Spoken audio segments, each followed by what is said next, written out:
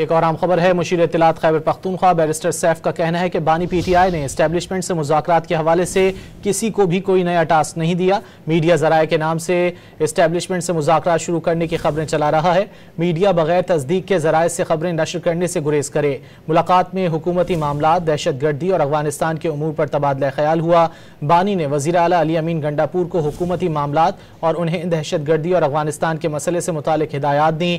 بانی کا کہنا ہے کہ رہائی اور ذاتی فائدے کے لیے اسٹیبلشمنٹ سمیت کسی سے بات چیت نہیں کریں گے۔ ملک کی معاشی ترقی اور سیاسی استحکام ان کے لیے سب سے مقدم ہے۔